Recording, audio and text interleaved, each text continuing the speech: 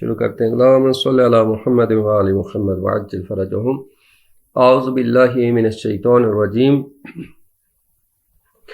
بسم اللہ الرحمن الرحیم، الحمد للہ رب العالمین، وصلی اللہ علی محمد وآلہ الطیبین الطاہرین المعصومین، واللعنۃ الدائمۃ علی اعدائہم اجمعین۔ اما بعد فقد قال اللہ تبارک و تعالی فی کلام المجید وفرقان الحمید وقول الحق۔ بسم اللہ الرحمن الرحیم، تلک آیات الکتاب وقرآن مبین۔ آج ہم انشاءاللہ سورہ ہجر جو ہے وہ انشاءاللہ شروع کریں گے۔ سورہ ابراہیم کے بعد جو ہے وہ اگلی سورت سورہ ہجر ہے، کہ جس کی پہلی آیت سے ہی جو ہے وہ اللہ تعالیٰ جو ہے وہ قرآن کریم کی عظمت اور اہمیت کو بیان فرما رہا ہے کہ قرآن کریم کی یہ جو آیات ہے یہ آیات الکتاب ہیں اور یہ واضح کتاب ہے۔ سورہ ہجر 99 آیات پر مشتمل ہے، اور اس سورت کو ہجر کیوں کہتے ہیں کہ سورت میں قوم سمود اور قوم ہجر کا تذکرہ ہے۔ یہ دو قومیں ہیں، ہجر ایک مقام تک جگہ تھی، اور اسی وجہ سے سورت کا نام سورہ ہجر ہے۔ اور اس سورت کے حوالے سے یہ کہ یہ مکی سورت ہے، مکہ میں نازل ہوئی ہے، جیسے کہ بعض آیات اسی چیز کی طرف نشاندہی کرتی ہیں۔ اور رسول خدا کو اس صورت میں حکم دیا گیا کہ آپ واضح طور پر تبلیغ کا اعلان کریں، چونکہ بعثت کے ابتدائی دنوں میں تقریباً 3 سال تک رسول خدا مأمور تھے کہ مخفی اور پوشیدہ جو ہے وہ تبلیغ کریں، اور پھر اس کے بعد حکم دیا گیا کہ واضح اور آشکار طور پر علنی تبلیغ کا اعلان کریں۔ اور سورہ ہجر کی آیت نمبر 15 94 میں یہ واضح طور پر کافست تھا بما تؤمر واعرض عن المشرکین انا کفیناک المستہزئین، کہ وہاں پہ حکم دیا گیا کہ آپ واشگاف انداز میں، کھلے انداز میں تبلیغ کریں، اعلان کریں اور مشرکین کی اعتناء نہ کریں۔ اور یہ لوگ جو آپ کو مذاق اڑاتے ہیں،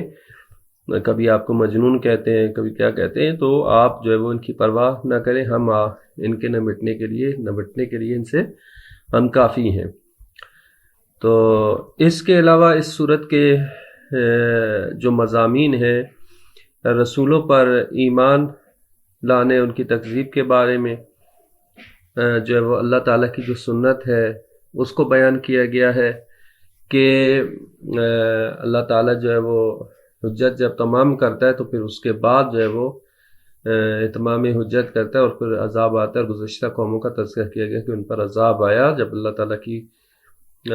جو ہے وہ حجت کو انہوں نے ٹھکرا دیا۔ اور اس کے علاوہ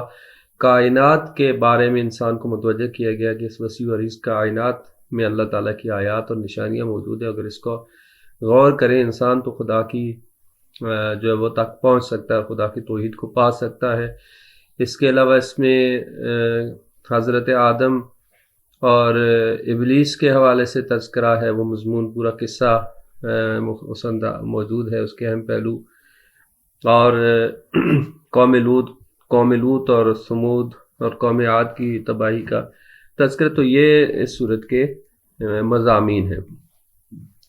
تو پہلی آیت سورہ ہجر کی کہ فرمایا الف لام را۔ الف لام را حروف مقطعات میں سے ہے، اور حروف مقطعات آپ کو معلوم ہے کہ قرآن کریم کی 29 صورتیں ہیں جن کے شروع میں حروف مقطعات ہیں، یعنی جدا جدا کر کے ان حروف کو پڑھا جاتا ہے۔ ان کے کوئی معنی اور مفاہیم سے کوئی آشنا نہیں، اور یہ بیان کیا جاتا ہے کہ اللہ اور اس کے رسول کے درمیان راز کی باتیں یا کوڈ ورڈز ہیں، اور بعض یہ کہتے ہیں کہ یہ حروف اس چیز کی طرف نشاندہی کرتے ہیں کہ قرآن کریم ایک معجزہ ہے، اور جس طرح سے یہ الفاظ جو ہے وہ انہی الفاظ سے ہی الف با اور انہی حروف سے مل کر قرآن کریم بنا ہے، لیکن اگر تم طاقت رکھتے ہو، استطاعت رکھتے ہو تو اس جیسا کلام لے آؤ۔ اور اسی لیے جہاں پہ بھی حروف مقطعات آئے ہیں جس صورت میں اس میں قرآن کی عظمت کا بیان ہے، یعنی حروف مقطعات کے فوراً بعد قرآن کی عظمت کا بیان ہے۔ مثلا الف لام میم، سورہ بقرہ میں الف لام میم ذالک الکتاب لا ریب فیہ، یا اسی طرح سے یہاں پہ بھی الف لام را تلک آیات الکتاب و قرآن مبین، کہ جہاں پہ حروف مقطعات آئی ہیں فوراً قرآن کی عظمت کا بیان ہے، تو اس اعتبار سے یہ بھی ہے کہ اس چیز کی طرف تذکرہ ہو سکتا ہے کہ یہ قرآن بھی انہی حروف سے مل کے بنا ہے، الف لام را الف لام میم انہی حروف سے، لیکن یہ قرآن اللہ تعالیٰ کی طرف سے کلام ہے اور معجزہ ہے، اور انسان کے بس میں نہیں ہے کہ انسان اس جیسی کتاب لے کے آئے۔ تو یہ واضح کتاب ہے، کتاب آیات ہے اس کی، اور قرآن مبین ہے، ایک واضح قرآن ہے، روشن قرآن ہے، ہر چیز کا بیان ہے، یعنی انسان کی ہدایت سے پر مشتمل، انسان کے لیے رہنمائی کے لیے جو چیز ضرورت تھی وہ تمام رہنمائی اللہ تعالیٰ کی طرف سے اس میں کر دی گئی اور موجود ہے۔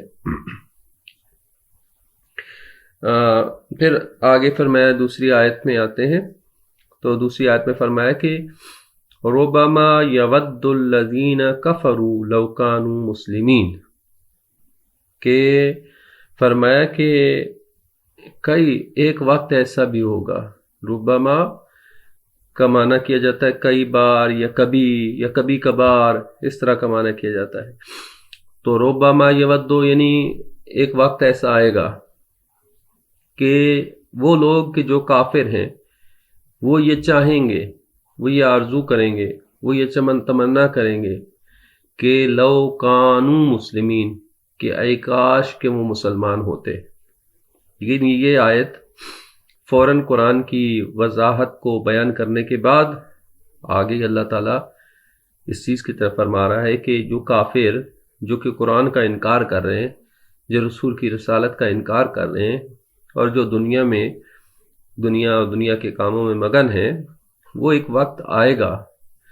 کہ جب یہ اپنے دل سے آرزو کر رہے ہوں گے کہ اے کاش ہم مسلمان ہوتے، ہم کل اسلام لے آتے، ہم بھی ایمان لے آتے ہیں۔ یعنی کفر پر رہنے والوں کو شدید انداز سے تنبیہ کی جا رہی ہے اور ایک طرح سے تشویق بھی ہے، اور ایک طرف سے اس بات کا اشارہ ہے کہ جو کفار اور مشرکین جو ہے آج مذاق اڑا رہے ہیں، آج تمسخر کر رہے ہیں، آج ہمارے رسول کو مجنون کہہ رہے ہیں، ساحر کہہ رہے ہیں، یہ اس دن آخرت میں جب شدید ترین عذاب ان کے سامنے ہوگا اور مبتلا ہوں گے تو اس وقت یہ تمنا کر رہے ہوں گے کہ کاش ہم نے رسول کی بات کو سنا ہوتا، ہم نے قرآن پر عمل کیا ہوتا، کاش کہ ہم مسلمان ہوتے۔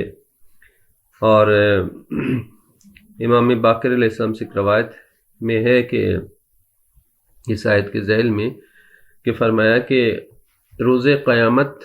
آغاز ندا دینے والا ندا دے گا کہ جسے تمام لوگ سنیں گے، جنت میں سوائے مسلمانوں کے کوئی داخل نہیں ہوگی، یعنی ندا دے گا کہ جنت میں آج کے دن جنت میں سوائے ان لوگوں کے کوئی جو مسلمان ہیں ان کے علاوہ کوئی داخل نہیں ہو سکتا۔ اس وقت دوسرے لوگ جو کہ مسلمان نہیں تھے وہ کہیں گے اے کاش ہم مسلمان ہوتے۔ البتہ یہ بات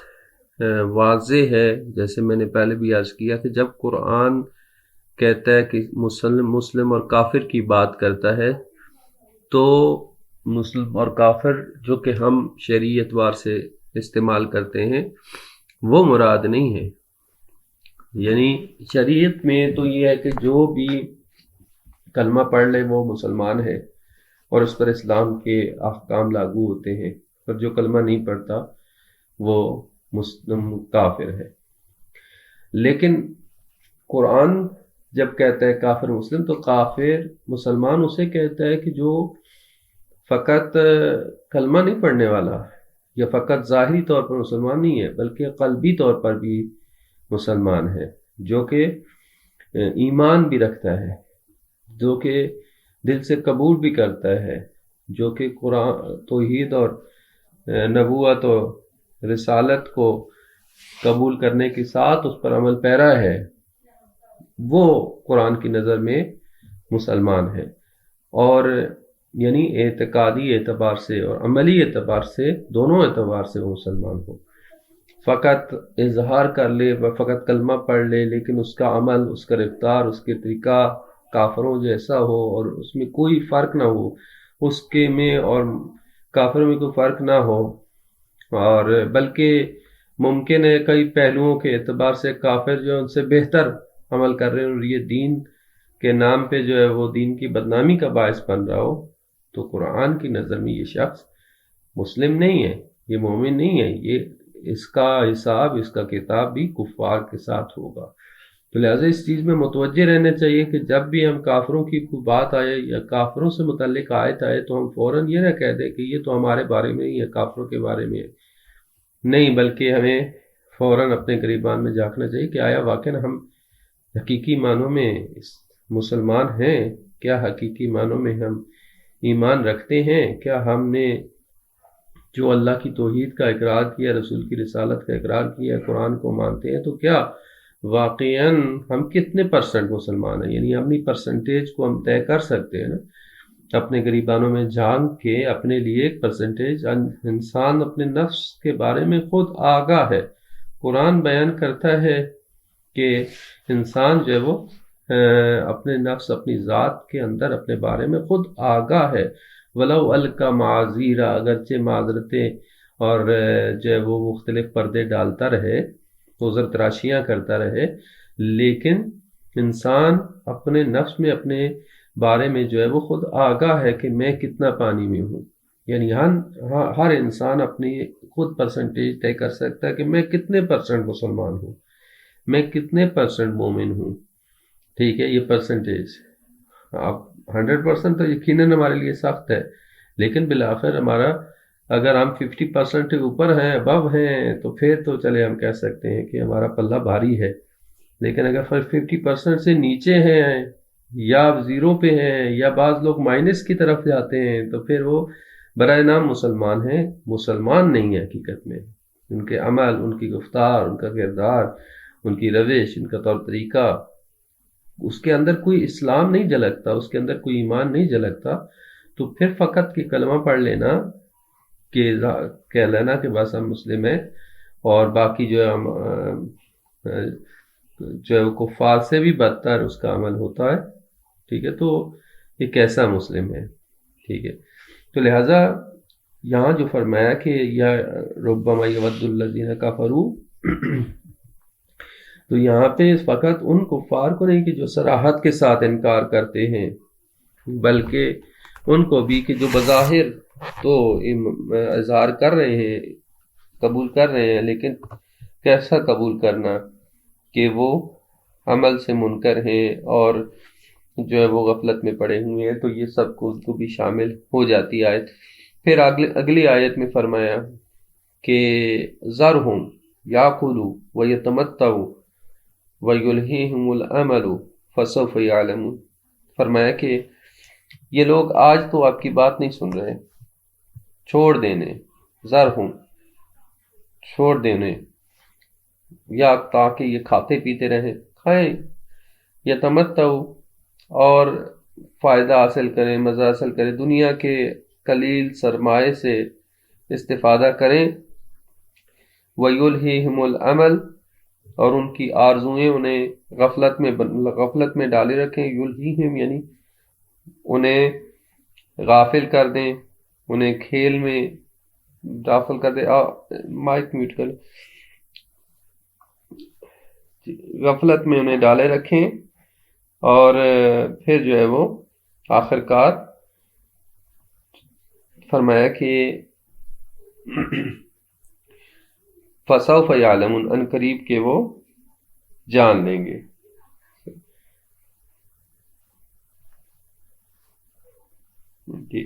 ان قریب وہ جان لیں گے، یعنی انہیں چھوڑ دیں، وہ کھائیں، مزے کریں مختصر سی مدت کے لیے، اور ان کی لمبی آرزویں انہیں غفلت میں ڈالے رکھیں، ان قریب انہیں معلوم ہو جائے گا۔ اللہ تعالیٰ کی یہ سنت ہے، اللہ تعالیٰ حجت تمام کرتا ہے، حجت تمام کرنے کے بعد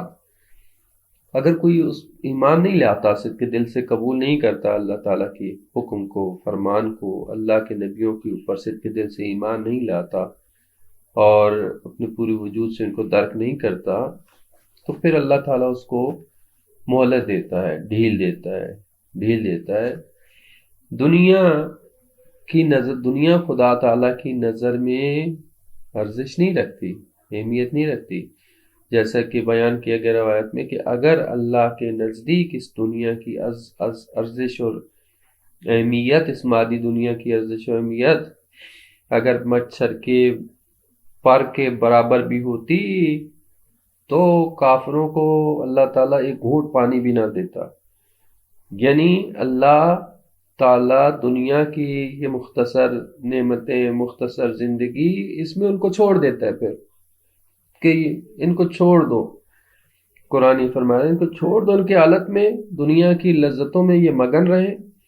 کھانے پینے کو اپنی زندگی کا مقصد بنائے رکھیں، جانوروں کی طرح یہ چرتے رہیں، کھاتے رہیں، پیتے رہیں، عیاشی کرتے رہیں۔ کتنی مدت کریں گے؟ بالکل مختصر مدت ہے، اور ان کی لمبی آرزوئیں ان کو غافل بنائی رکھیں، اور آخر کار اللہ تعالیٰ کی پکڑ ہوگی، اور پھر ہمیشہ ہمیشہ ہمیشہ کے لیے ان کو عبرت کا نشان بن جائیں گے، اور ہمیشہ کے لیے ان کو سزا ملے گی۔ یہ بہت اہم ہے، یعنی مومن کی نظر ہمیشہ آخرت پر ہوتی ہے۔ ٹھیک ہے، مومن دنیا کو بھی چھوڑ نہیں دیتا، فلا تنسا نصیبک من الدنیا، دنیا میں سے اپنا حصہ مت بھولو۔ دنیا میں رزق روزی، حلال روزی کی کمائی کی کوشش کرتا ہے انسان،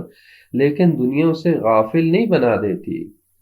ٹھیک ہے، قرآن یہ بیان فرمائے کہ یا ایھا الذین آمنوا لا تلہکم اموالکم ولا اولادکم عن ذکر اللہ، کہ ایمان والو تمہاری اموال، تمہاری اولاد تمہیں اللہ کے ذکر سے غافل نہ بنا دے۔ وَمَن يَفْعَلْ ذَلِكَ، اور جو ایسا کرے گا فَأُولَٰئِکَ هُمُ الْخَاسِرُونَ، بس وہی خود سے خسارہ اٹھانے والے ہیں۔ تو لہٰذا مومن دنیا میں اتنا مگن نہیں ہو جاتا کہ دنیا سے غافل ہو جائے، لیکن کافر دنیا میں مگن ہو جاتا ہے۔ لہٰذا کبھی بھی قرآن یہ بیان کرتا ہے لا تمدن عینیک الی ما متعنا به بعض، جو ہم نے بعض ان کافروں کو، بعض لوگوں کو جو ہم نے دنیا کا سرمایہ دیا ہے، دنیا کا مال و دولت دیا ہے، دنیا کی تجارت، دنیا کے عیش و نوش میں مست ہیں، اس کی طرف اپنی نظریں نہ اٹھا کے دیکھو، اور حسرت نہ کرو کہ ہاں کاش ہمارے پاس بھی ایسی چیزیں ہوتی، کاش یہ ہمارے پاس لمبی بہترین ماڈل کی گاڑیاں ہوتی، یہ ہوتا وہ ہوتا۔ نہیں، یہ چیزیں باعث حسرت نہیں ہونی چاہیے تمہارے لیے۔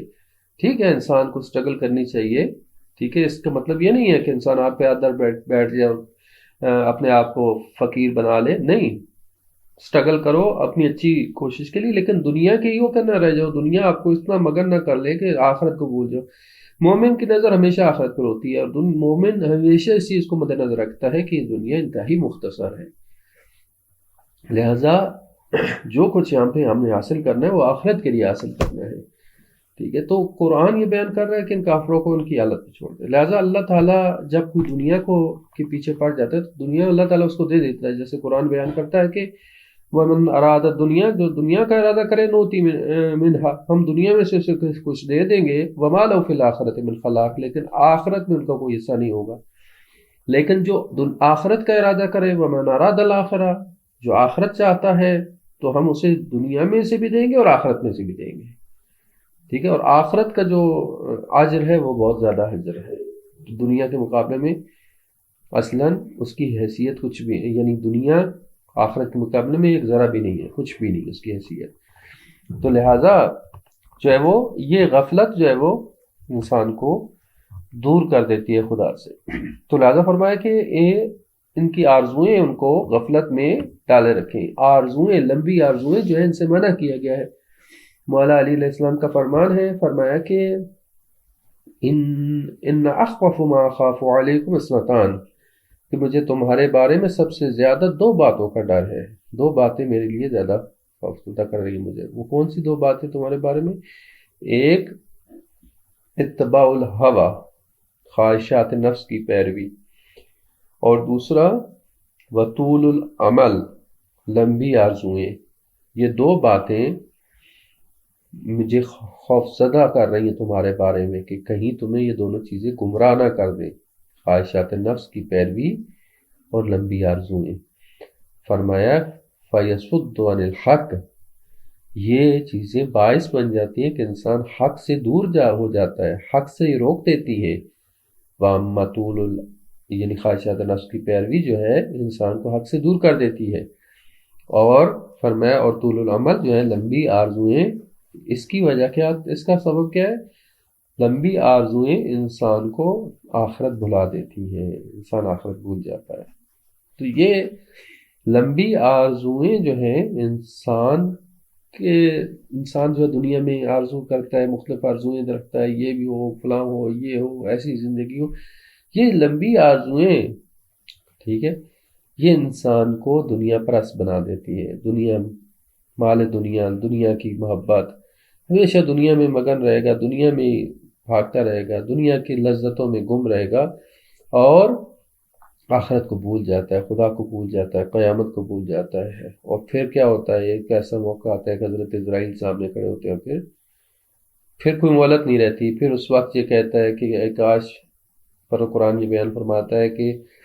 حتیٰ اذا جاء احدهم الموت، کہ جب ان میں سے کسی ایک کو موت آئے، فیقول، پس وہ یہ کہے کہ لو ربی، اے میرے پروردگار، تھوڑا سا مجھے مہلت دے دے، مجھے واپس پلٹا دے، مجھے دنیا میں پلٹا دے، شاید کہ میں نیک عمل کروں، صالح عمل کروں۔ لیکن فرمایا کہ کلا، ہرگز نہیں، نا کلمۃ،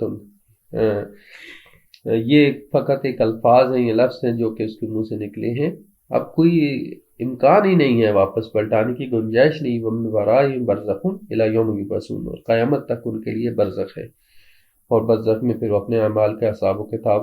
دیکھتے رہیں گے۔ تو لہٰذا یہ لمبی آرزوئیں انسان کو خدا سے کے ذکر سے دور کر دیتی ہیں، آخرت کو بھلا دیتی ہیں، اور انسان دنیا کا ہو کے رہ جاتا ہے۔ لہٰذا مومن ہمیشہ آخرت کی نظر رکھتا ہے، حقیقی زندگی آخرت کی زندگی ہے۔ وَإِنَّ الْآخِرَةَ لَهِيَ الْحَيَوَانُ، فرمایا کہ آخرت کی زندگی ہی حقیقی زندگی ہے۔ بل تُؤْثِرُونَ الْحَيَاةَ الدُّنْيَا، تم دنیا کی زندگی کو ترجیح دیتے ہو۔ وَإِنَّ الْآخِرَةَ خَيْرٌ وَأَبْقَىٰ، جبکہ آخرت بہترین ہے، آخرت خیر بھی ہے، بہتر بھی ہے، اور ابقا، اور پائیدار بھی ہے۔ دنیا تو ختم ہو جائے گی، نابود ہو جائے گی۔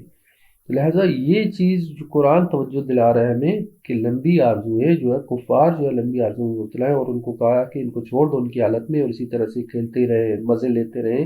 مختصر مدت کے لیے زندگی گزار لیں، لیکن آخرت کے لیے ان کی بدبختی ہے۔ تو انسان جو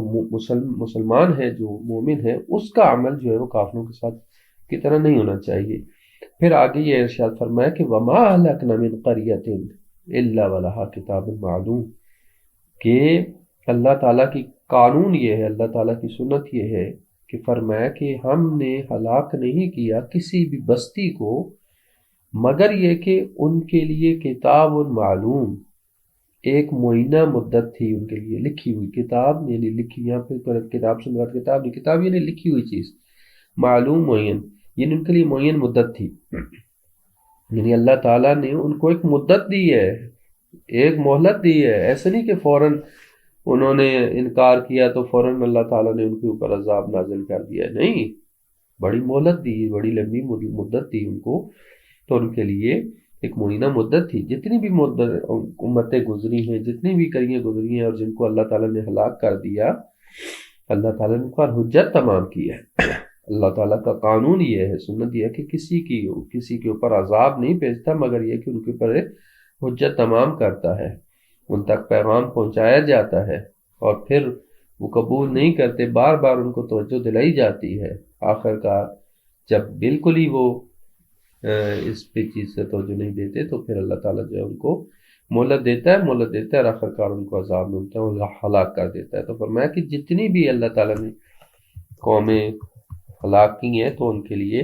ایک معین مدت تھی، اور پھر فرمایا کہ وَمَا تَسْبِقُ مِنْ أُمَّةٍ أَجَلَهَا وَمَا يَسْتَأْخِرُونَ، اور کوئی بھی قوم، کوئی بھی امت اپنی معینہ مدت سے نہ آگے نکل سکتی ہے اور نہ ہی پیچھے رہ سکتی ہے، یعنی جو ان کے لیے معین مدت کی گئی ہے کہ اتنے سال اس امت نے، اس قوم نے زندہ رہنا ہے، باقی رہنا ہے، تو اگر انہوں نے نافرمانی کی، کوتاہی کی، اللہ تعالیٰ حجت تمام کرتا ہے تو ایک مدت کو پوری کریں گے اور پھر اس کے بعد ان کو ہلاک کر دیا جاتا ہے۔ اس معینہ مدت جو اللہ تعالیٰ نے مقرر کی ہے، نہ اس سے وہ پہلے ان کے اوپر عذاب آ سکتا ہے، اور نہ اس مدت جو معین ہو چکی ہے اس سے زیادہ وہ زندہ رہ سکتے ہیں، اور لاکھوں سے، یعنی جو اللہ تعالیٰ نے مقرر کر دی ہے مدت، اس مدت تک کے لیے ان کو چھوڑا جاتا ہے، مہلت دی جاتی ہے کہ عیاشی کر لیں، مزے لے لیں دنیا کے معاملے میں، تو کم از کم ان کو حسرت نہ رہے نا، آخرت تو ہے ہی نہیں ان کے لیے، تو دنیا میں مزے لے لیں، لیکن آخرت کی ہمیشہ بدبختی اور ہلاکت ان کے لیے ہے۔ تو لہذا اللہ تعالیٰ جو ان کو ان کے حال پر چھوڑ دیتا ہے ایک مدت تک کے لیے، اور پھر لیکن جب مدت معین ہوتی ہے تو پھر ان کے لیے نہ اس سے پہلے ہے نہ اس کے بعد، یعنی تاخیر نہیں ہوگی۔ پھر آگے ارشاد فرمایا کہ وقالوا یا ایھا الذی نزل علیہ الذکر انک لمجنون۔ اب جو ہے وہ کفار اور مشرکین کی روش کی طرف اشارہ فرماتے ہوئے فرماتا ہے کہ یہ لوگ قرآن کے ساتھ اور رسول خدا کے ساتھ انہوں نے کیا کیا۔ فرمایا وقالوا، اور انہوں نے کہا، یعنی کافر لوگوں نے، انہوں نے کہا یا ایھا الذی نزل علیہ الذکر،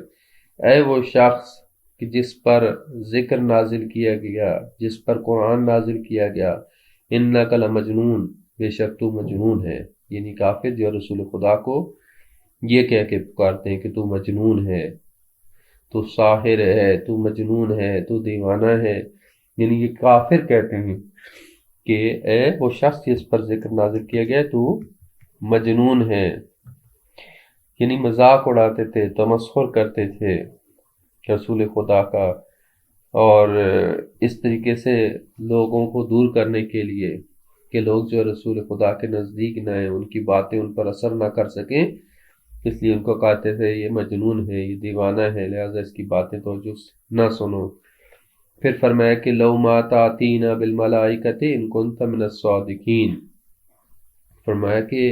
یہ لوگ کہتے ہیں، کافر کیا کہتے ہیں کہ اگر تو سچا ہے تو ہمارے سامنے فرشتوں کو کیوں نہیں لاتا، لو ما تاتینا بالملائکۃ، کیوں نہیں لے کے آتا فرشتوں کو، ان کنت من الصادقین، اگر تو سچا ہے تو فرشتوں کو ہمارے سامنے لے آ۔ اور پھر یہ کہتے ہیں،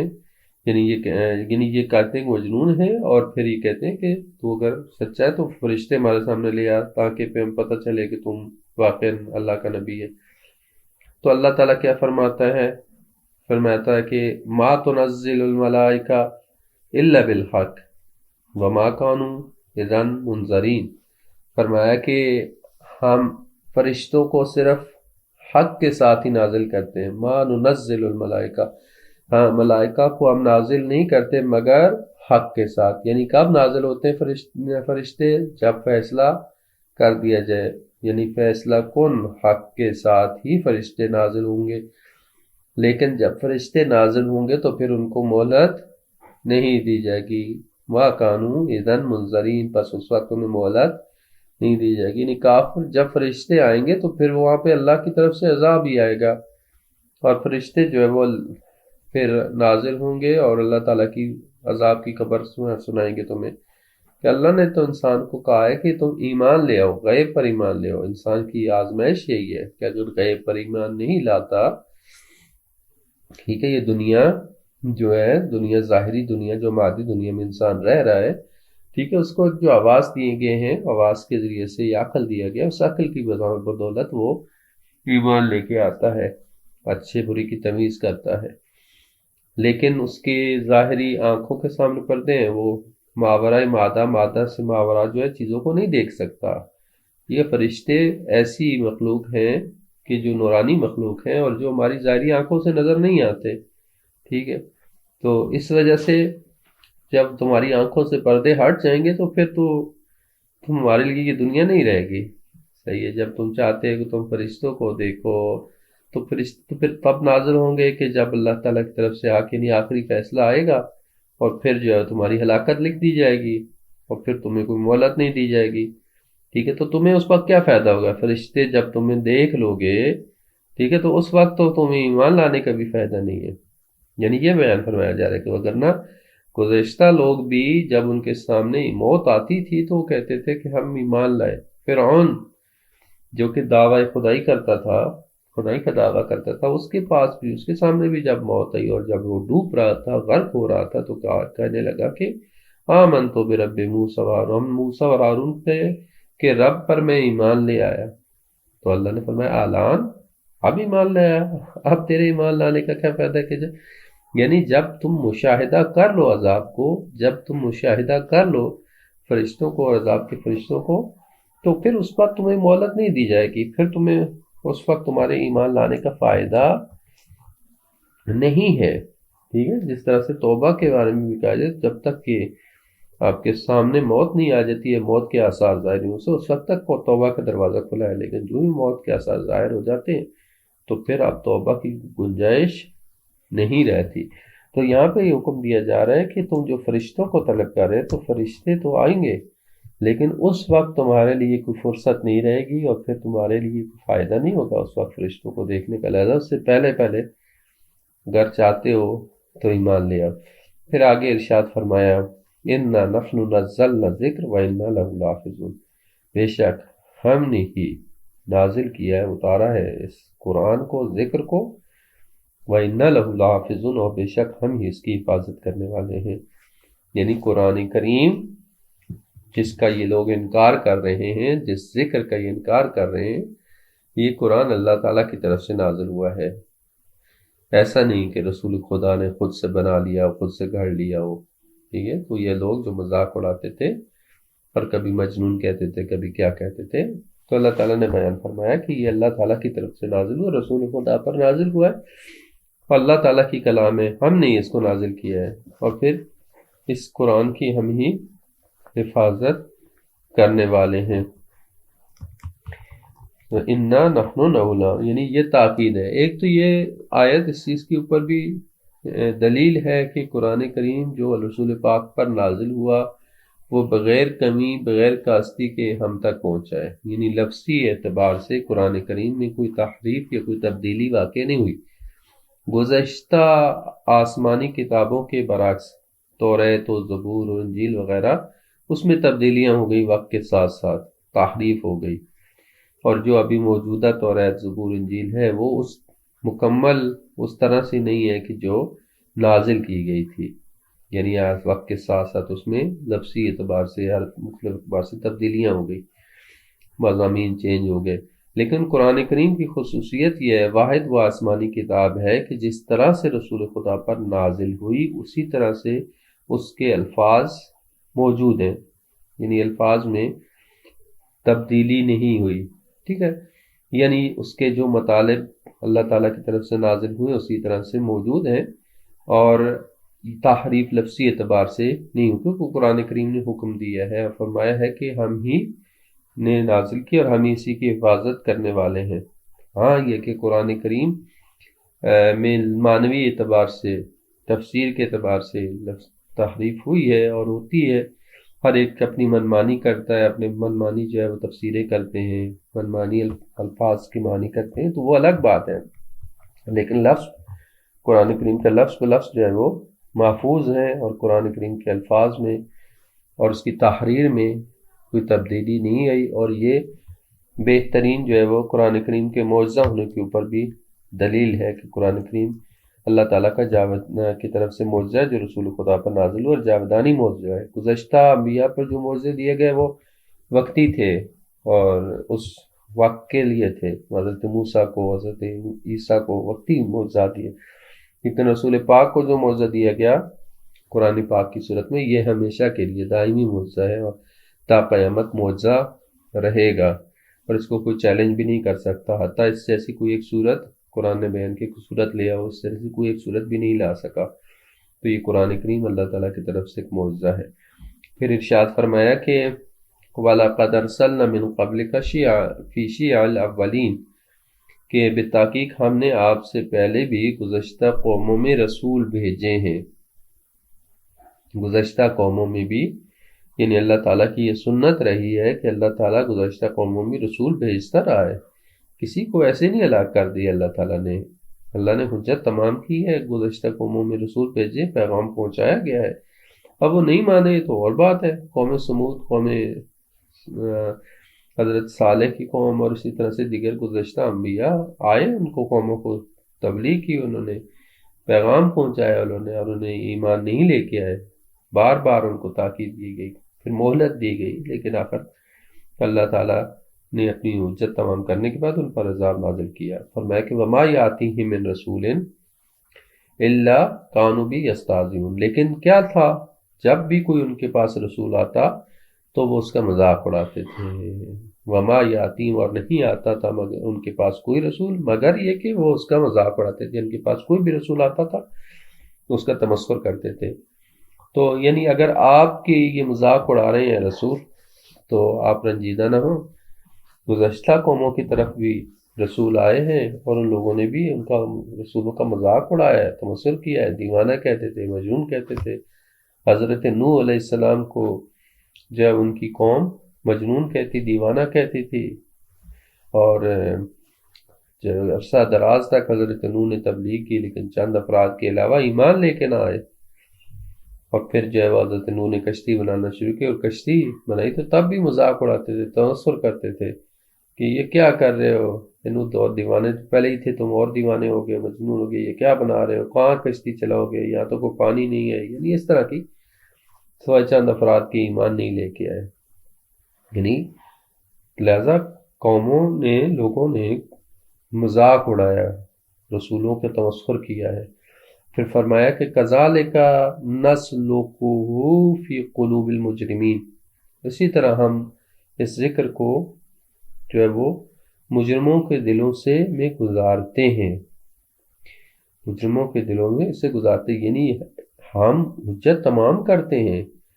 یعنی مجرموں کے دلوں سے گزارتے سے کیا مراد، یعنی مجرم اگر اپنے دل کی گہرائیوں میں جھانک کر دیکھیں تو اندر سے اس چیز کو ادراک کرتے ہیں کہ یہ بات صحیح ہے، درست ہے، لیکن کچھ چیزیں مانے آ جاتی ہیں، رکاوٹ آ جاتی ہیں کہ جس کی وجہ سے وہ حق کو قبول نہیں کرتے۔ یعنی حق کو قبول، یعنی اگر مجرم جو ہیں، یعنی جو کافر جو کفر کر رہے ہیں، وہ بھی اگر حقیقی معنوں میں اپنے دل کی گہرائی میں دیکھے تو اس چیز کو درک کر سکتے ہیں کہ یہ جو بات ہے یہ درست ہے اور حق ہے۔ یعنی نسلکہ فی قلوب المجرمین سے یہ مراد، یعنی ان کے دلوں سے گزارتے ہیں، یعنی ان کے دلوں میں یہ بات ہم ڈالتے ہیں کہ یہ بات درست ہے، لیکن قبول پھر بھی نہیں کرتے۔ کیوں؟ ذاتی مفادات آڑے آ جاتے ہیں، تکبر ان کا آڑے آ جاتا ہے، غرور ان کا آڑے آ جاتا ہے، خواہشات نفس ان کے آڑے آ جاتی ہیں، جس کی وجہ سے وہ حق کا انکار کر دیتے ہیں، حق کو پہچاننے کے بعد قبول نہیں کرتے، نہ یہ کہ وہ شناخت ہی نہیں رکھتے حق کی۔ ٹھیک ہے، نسلکہ فی قلوب المجرمین، ہم اسے قلوب مجرمین کے منہ میں سے گزارتے ہیں، اس میں ڈالتے ہیں، ٹھیک ہے، تو لیکن پھر وہ قبول نہیں کرتے۔ قرآن بیان فرماتا ہے کہ یہ کفار اور مشرکین جو ہیں رسول خدا کو ایسے پہچانتے تھے کما یعرفون ابناءہم، جس طرح اپنے بچوں کو پہچانتے ہیں، اس طرح سے شناخت رکھتے تھے۔ یہودی، یہ مشرکین رسول خدا کو پہچانتے تھے کہ یہ واقعی نبی ہیں، یہ خدا کی طرف سے اللہ تعالیٰ نے ان کو بھیجا ہے، یہ حق پر ہیں، لیکن ان کے تکبر، ان کا غرور، ان کی جو ہٹ درمی، یہ مفاد پرستی، یہ چیزیں آڑے آ گئی، جس کی وجہ سے وہ ایمان لے کے نہیں آئے۔ فرمایا لا یؤمنون بہ وقد خلت سنت الاولین، کہ وہ اس رسول پر ایمان نہیں لائیں گے، اور بے شک پہلو کی بھی یہی روش رہی ہے، یعنی باوجود اس کے کہ اس چیز کا ادراک کر لیں، درک کر لیتے ہیں کہ وہ حق پر ہیں اور حق ہے یہی، لیکن اس کے باوجود بھی وہ ایمان نہیں لاتے، اور گزشتہ لوگوں کی جو روش اور طریقہ بھی یہی تھا، گزشتہ قومیں بھی اسی طرح سے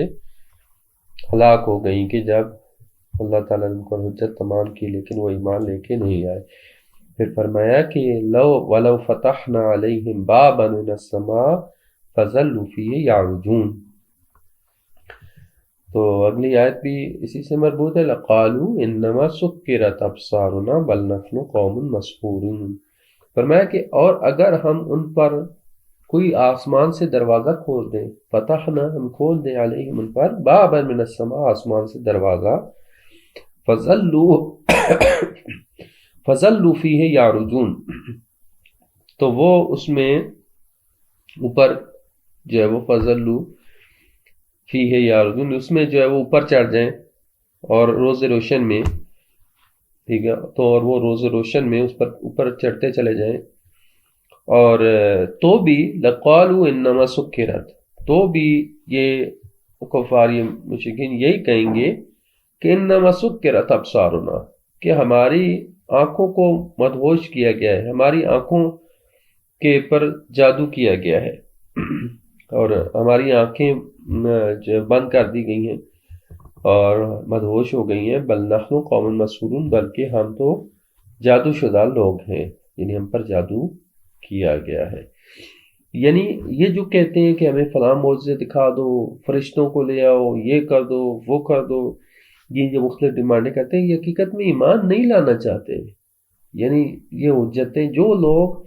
ایمان لانا چاہتے ہیں تو جو یہ ایمان وہ اپنے دل سے ان کو پتہ چلتا ہے کہ یہ واقعاً حق ہے تو وہ ایمان لے آتے ہیں۔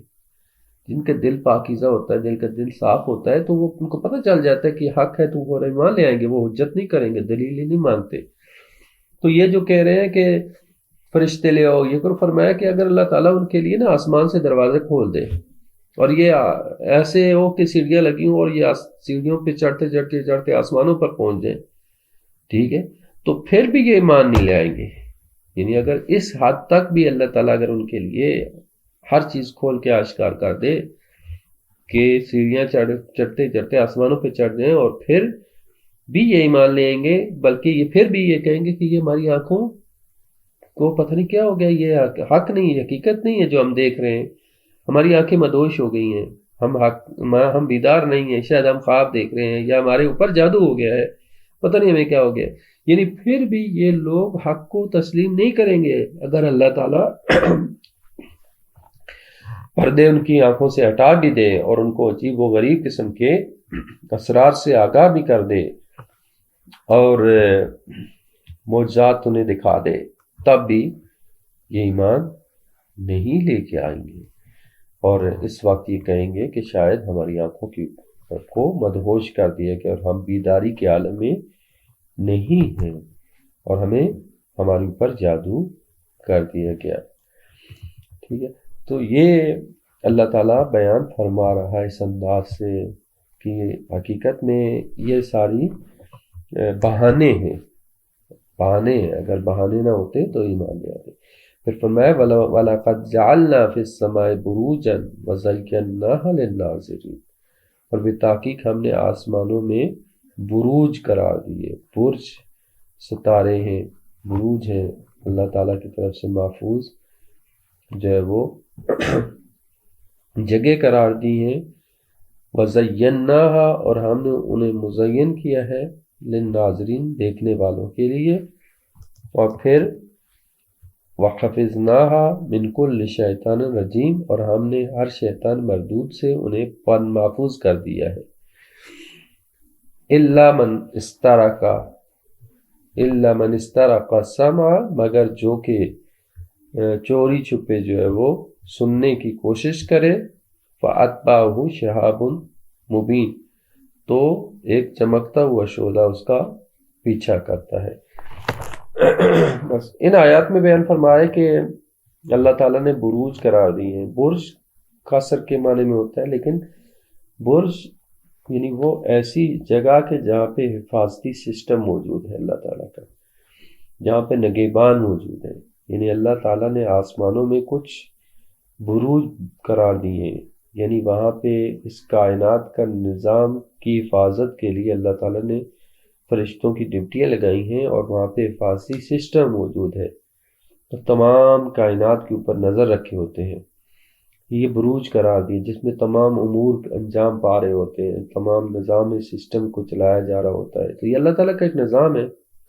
کائنات کو سسٹم کو چلانے کے لیے اللہ تعالیٰ نے مختلف فرشتوں کی نظام تکوین میں ڈیوٹیاں لگائی ہوئی ہیں اور اس طریقے سے سسٹم چلتا ہے۔ برج کی جمع ہے اور اب وہ بروج کی حقیقت کیا ہے، کیا یہ ستارے جو ہمیں نظر آتے ہیں ان میں سے کوئی بروج ہے، یہ خدا بہتر جانتا ہے، لیکن اللہ تعالیٰ نے آسمانوں میں حفاظتی سسٹم قرار دیے، بروج قرار دیے، اور شیاطین کوشش کرتے ہیں کہ وہ ان آسمانوں کی طرف جو ہے وہ پرواز کریں، رسوخ کریں، اور وہاں سے جو غیب کی خبریں ہیں یا آئندہ کے بارے میں حالات ہیں ان سے آگاہی حاصل کریں، تاکہ پتہ چلے کہ اللہ تعالیٰ کیا ارادہ رکھتا ہے، اور اس کائنات کے بارے میں، اس نظام کے بارے میں، کیا اللہ تعالیٰ ارادہ رکھتا ہے، تو وہ سننا چاہتے ہیں، سمجھنا چاہتے ہیں، تاکہ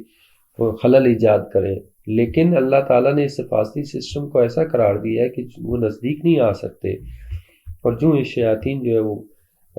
غیب کی باتوں کو اور اسرار کائنات کو درک کرنے کی کوشش کرتے ہیں اور نزدیک ہوتے ہیں، تو ان پر شہاب جو ہے وہ پھینکا جاتا ہے، اور وہ پھر وہاں سے بھاگ جاتے ہیں۔ یہ اللہ تعالیٰ نے ایک خاص سسٹم رکھا ہے جو اس کائنات کے اندر موجود ہے، اور جس کی حقیقت سے ہم جو وہ آشنا نہیں ہے، ہم درک نہیں کر سکتے کہ اس کائنات کا نظام کتنا اللہ تعالیٰ نے مضبوط بنایا ہے اور کتنا سسٹم منظم ہے، اور اللہ تعالیٰ نے جو ستارے قرار دیے ہیں یہ اور کیا کشائیں موجود ہیں، اور یہ وسیع اور اس کائنات موجود ہے جو ہمیں ستارے چمکتے ہوئے دکھائی دیتے ہیں، یہ اللہ تعالیٰ کی طرف سے خاص جگہ ان کے اندر حفاظتی سسٹم موجود ہے، بروج